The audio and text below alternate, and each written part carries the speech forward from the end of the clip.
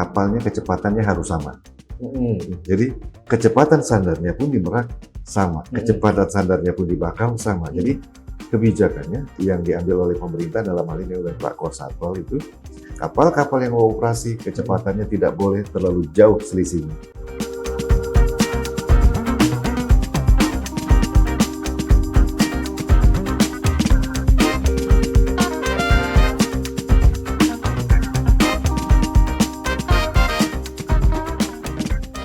Assalamualaikum warahmatullahi wabarakatuh. Tabikun, Tribuners, arus mudik dan arus balik lebaran 2025 baru saja berlalu. PT ASDP Indonesia Ferry mencatat ada 5,82 juta penumpang dan 1,3 juta kendaraan yang melintas di 15 lintasan yang dilayani oleh ASDP. Termasuk salah satunya adalah penyeberangan Selat Sunda. Di penyeberangan Merak Bakahuni sendiri pada arus mudik 21 sampai 31 Maret ada 225.400 unit kendaraan dan 885.824 penumpang yang menyeberang dari Jawa ke Sumatera serta 81.652 unit kendaraan dan 413.000 penumpang yang menyeberang sebaliknya dari Sumatera ke Jawa. Nah, bagaimana evaluasi terhadap arus mudik dan arus balik khususnya di penyeberangan Selat Sunda? Apa saja kendala yang ditemui saat itu? Saat ini saya sudah bersama dengan GM PT ASDP Indonesia Ferry cabang Bakahuni, Bapak Samsudin. Assalamualaikum Pak. Waalaikumsalam warahmatullahi wabarakatuh. Bagaimana kabarnya hari ini? Alhamdulillah sore hari ini kita Jadi sangat begadang-begadangnya sudah selesai. Begadangnya udah lewat sekarang, bagian recovery-nya nih setelah begadang. Boleh diceritakan Pak, sudah ada evaluasi? Pasti ya, kita yang kegiatan-kegiatan kita di angkutan lebaran khususnya di lintasan Merak Bakahuni, dan kami fokus pada saat arus mudik itu support Merak bagaimana kesibukan di Merak karena menjelang hari H orang harus nyebrang dan serentak gitu ya. Kami harus support betul-betul Merak. Pelaksanaan TBB contohnya di Merak ya, dari Merak dari Ciwandan ke Wika Beton, dari BBJ ataupun dari Merak Bakaunya, dan kita pastikan supportnya harus luar biasa. Karena itu menjelang orang mau berangkat.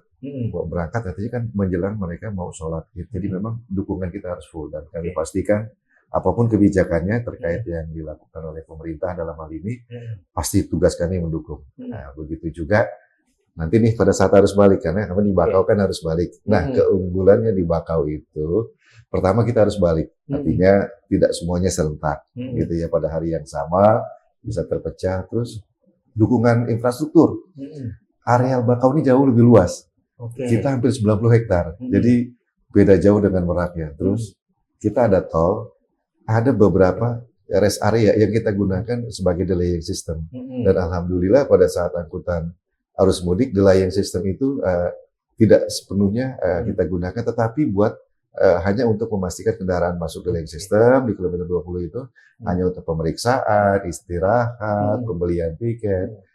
Karena di tahun ini alhamdulillah kita lancar. Jadi persiapan kantong-kantong parkirnya sudah banyak sekali. Betul, kita kantong parkirnya yang kita siapkan, dan itu kita koordinasi dan komunikasinya dengan stakeholder nih, terutama dengan Polda, pasti karena kita berkaitan erat dengan Polda dan Polres ya, di Telantas Polda dan di Polres, terus dengan pemerintah daerah, Pak Gubernur juga support luar biasa, Pak Bupati Lampung Selatan juga luar biasa support ke kita.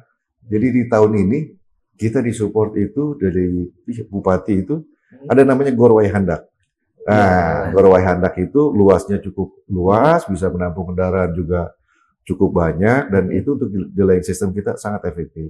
Artinya pengguna jasa bisa istirahat di situ, terutama pengemudi roda 2, karena dia kan tidak lewat tol, ya dia lewat situ. Terus ada di lintas timur di Rumah Makan Tiga Saudara, tapi memang dominasinya di jalan poros tengah, di jalan nasional, ya di lintas tengah. Jadi kami merasa sangat terbantu oleh pemerintah daerah. Ya. Pak Kapolda juga luar biasa dukungannya kepada kami, Pak Kapolres, para kepala dinas perhubungan dan seluruh stakeholder yang ada. Tahun ini angkutan Lebaran arus balik khususnya jauh lebih lancar dibanding ya periode-periode yang sebelumnya. Ini tandanya kita kerja bareng ya, dengan seluruh yang ada. Kan ini kalau melihat dari angka statistik ini rata-rata hampir sama nih Pak. Betul. Jumlah arusnya ini sebenarnya ada puncak arus mudik dan balik tidak sih Pak? Ada. Kalau dilihat. Ada, di kita itu H+4, H+5 itu tinggi sekali. Terutama untuk roda 2 dan dari data yang ada itu memang ya kita perlu ekstra. Karena kalau kita tidak lakukan secara baik penanganannya, kita tidak lakukan secara maksimal penanganannya dengan jumlah armada jumlah kendaraan yang nyebrang segitu banyaknya, saya pikir pasti akan ada masalah terutama di lapangan. Nah, itu kami jauh-jauh hari kami sudah bisa prediksi H+4, H+5, H+6 ini pasti peak season-nya kami di arus balik. Komunikasi kami dengan saya bilang dengan rekan-rekan kita di kepolisian bagaimana nanti perlakuan delaying sistemnya apabila itu terjadi dengan rekan-rekan tol. Nah, kami juga sangat terbantu nih dengan teman-teman kita di tol. Tol juga sudah mengerti, terus dengan rekan-rekan lain terutama di Polres jajaran di jalur arus mudik itu juga ya kita dikomunikasikan dari Pak Kapolda. Skema dari awal yang melibatkan seluruh penyelenggara ini memang benar-benar mempengaruhi dengan kegiatan di lapangan. Betul. Jadi kami jauh-jauh hari sudah duduk bareng, ya baik itu dengan Korlantas, ya dengan Mabes, ya dengan Ditlantas. Kita duduk bareng betul, termasuk dengan pemerintah daerah dan rekan-rekan media. Setiap ada kegiatan, saya pastikan kita terupdate. Dan rekan-rekan media juga tahu apa yang kita lakukan, karena penting bagi kami seluruh program dalam rangka sukses angkutan lebaran itu harus tersampaikan. Pesannya juga kepada pengguna jasa harus tersampaikan, dan nanti evaluasinya juga kita duduk bareng. Dan pastinya rekan-rekan media lah yang kami andalkan. Jadi saya dengan rekan-rekan media, saya terima kasih betul ya. Artinya ini kerja kita bareng-bareng. Kami menyebutnya ini operasi kemanusiaan. Jadi memang betul-betul operasi kemanusiaan untuk saudara-saudara kita yang akan melakukan ibadah lebaran. Kita sempat merekam nih Pak, PM turun langsung ke dermaga-dermaga saat itu. Ini apa yang terjadi Pak saat itu? Jadi kita tahu bahwa seluruh kegiatan kita, seluruh perencanaan kita, apapun yang akan kita lakukan, harus ada dirijennya di lapangan. Untuk memastikan bahwa program berjalan dengan baik, harus memastikan bahwa perintah berjalan dengan baik, dan kita pastikan pergerakan kendaraan ketika masuk sampai jalur distribusi, kami tahu kemana kami harus mendistribusikan, dan tanggung jawabnya di lapangan pada saat peak season, lebih baik kami ada di lapangan. Itu komandannya turun langsung, Pak? Iya, komandan itu ada di antara anak buah. Dan tidak boleh kita duduk sementara mereka kerja. Saya pikir lebih efektif kita ada di lapangan, dan ketika ada kendala di lapangan, masyarakat bisa bertanya langsung dan saya bisa menjelaskan secara langsung. Tapi ada kendala Pak saat itu? Saya pikir kalau normatif aja gini, dalam jumlah peak season yang angka lebih dari di atas 35.000 kendaraan itu dalam satu periode waktu tertentu, pasti ada proses. Orang masuk pelabuhan, pasti dia mau boarding. Untuk boarding saja mungkin butuh 5-8 detik ya, dengan jumlah loket yang sudah cukup banyak, tetapi kendaraan yang masuk dalam jam tertentu itu jumlahnya pasti luar biasa. Pergeserannya dari satu dermaga ke dermaga butuh kecepatan dan butuh komando yang ya. Jadi saya lebih baik ada di lapangan, dan saya pastikan teman-teman saya kita sama-sama bekerja. Kita sama-sama bekerja. Dan pada kesempatan itu saya dengan Pak Kapolsek, kami turun langsung ada di lapangan, Pak Kabak ada langsung di lapangan. Jadi kita sama-sama, kita kawal sama-sama, dan kita pastikan bahwa yuk kita kerja bareng, kita sama-sama, dan hasilnya luar biasa. Jadi melihat langsung nih Pak, betul. Arus ini kan kita ada beberapa dermaga di pelabuhan itu kan, itu semua bisa diisi. Betul. Jadi memang ada lagi program yang diambil oleh pimpinan. Pada saat itu kita menyamakan menjelang peak season seluruh tiket itu reguler semua. Masuk kapal eksekutif. Betul, perlakuannya menjadi reguler, tiketnya reguler. Pertimbangan apa? Biar masyarakat pengguna jasa dia beli tiketnya sama, yang masuk area eksekutif dia akan menikmati fasilitas eksekutif. Tujuannya bukan itu, tapi bagaimana kita menggeser kendaraan lebih cepat karena semuanya sama. Ketika di jalur yang tadinya eksekutif sudah penuh, kita akan geser ke tempat yang dermaga 1, dermaga 2, mungkin sampai di ujung itu ada dermaga 56.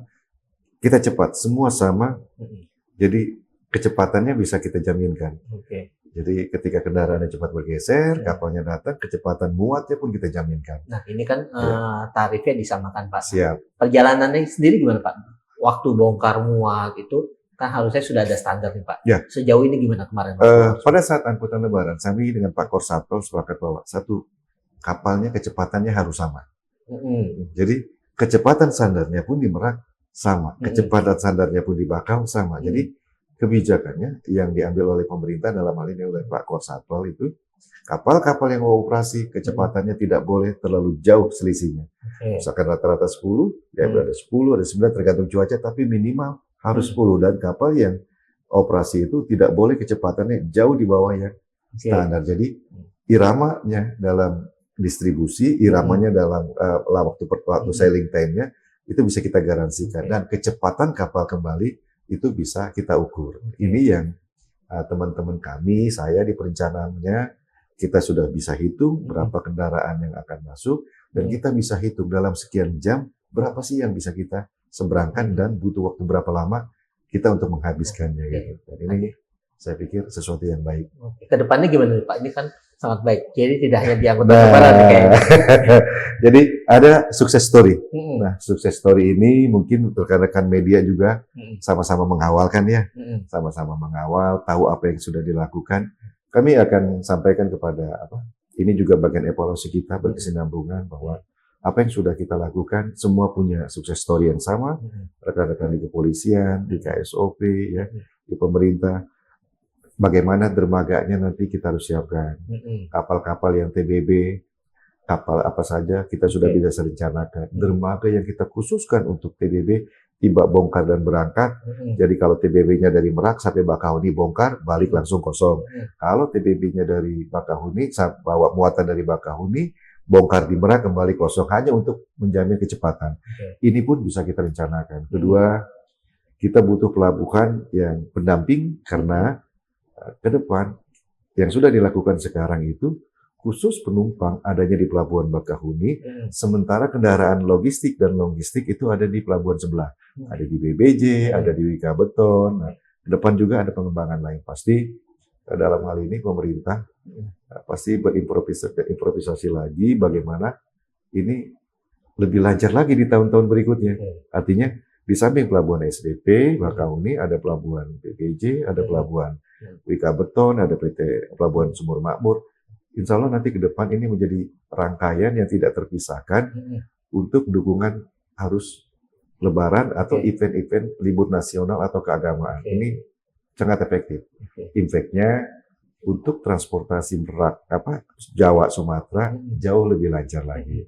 Berarti sudah dibuktikan di skema Tuh, di tahun ini kita sudah ini dan saya pikir ini sesuatu yang bagus, legasi yang bagus untuk perbaikan ke depannya. Oke, nah untuk Bakahuni sendiri, Pak, Pelabuhan Bakahuni, ke depannya ada rencana pengembangan seperti apa sih, Pak?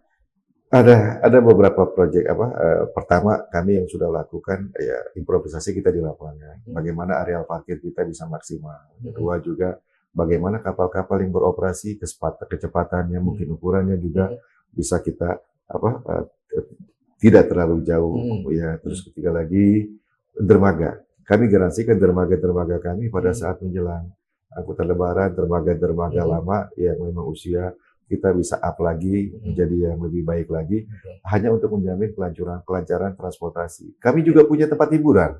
Di Bakahuni ada Krakatau Park, ya, ada BHC yang dalam saat Krakatau Park sudah kita bisa kunjungi, sementara BHC on progress ya. Intinya semua satu. Membuat satu wilayah terintegrasi antara hiburan, rekreasi, transportasi, bisnis dalam kawasan terpadu di kawasan Bakahuni.